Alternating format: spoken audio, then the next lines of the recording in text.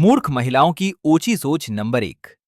पुरुष हमारी तरक्की से जलते हैं, इसलिए वो हमें आगे बढ़ता नहीं देख सकते। इसका जवाब है, अगर पुरुष औरतों की तरक्की से जलते तो आज भी औरत घर में चूल्हा सुलगा रही होती, न कि ऑफिस में कंप्यूटर चला रहे होते।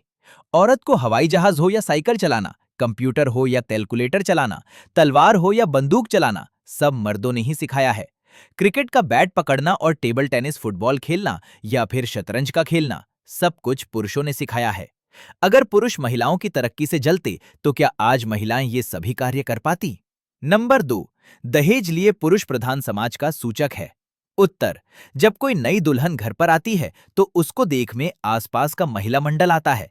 फिर सास कहती है, कुछ भी दहेज नहीं लाई, तो दूसरी महिला कहती, अरे मेरी बहुत 5 लाख दहेज लेकर आई थी और 1 किलो सोना भी।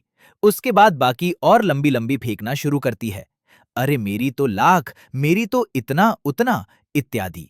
ससुर को वो उसे कोई समस्या नहीं, पति को पत्नी से कोई समस्या नहीं, लेकिन ननद को भाभी से सास को बहुत से, और देवरानी जेठानी सैयद जेठानी को देवरानी से इसी बात की समस्या है कि दहेज में जो उनको साड़ी मिली वो सस्ती थी, घटिया क्वालिटी की थी।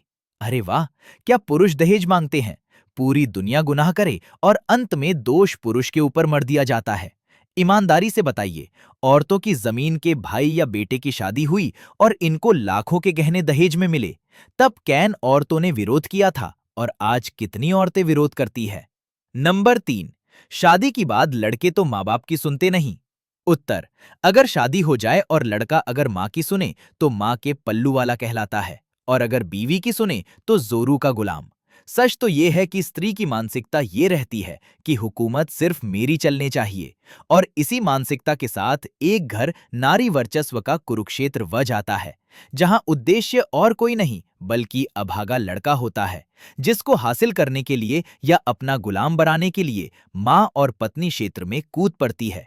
कई बार माँ की गलती होती है और बेटा माँ को समझाता है, लेकिन माँ समझना ही नहीं चाहती। बेटा सोचता है कि अगर कुछ और दिन माँ के साथ रहा तो कहीं मेरी प्राण प्यारे आत्महत्या न कर लें, कहीं मेरी माँ जेल न चली जाए। इसीलिए बेटा सभी की भलाई के लिए राम बनकर सीता को अपने के कई जैसी माँ से दूर कर देता है। तब समाज कहता है, कितना पापी बेटा है, माँ को ही भूल गया। और अगर पत्नी दुष्टा हो तब बेटा ये सोचता है कि इसका त्याग कर देता हो। जैसे ही वे ये सोचता है, वैसे ही पत्नी देवी 498 ए ठोक देती है और पूरा परिवार अंदर।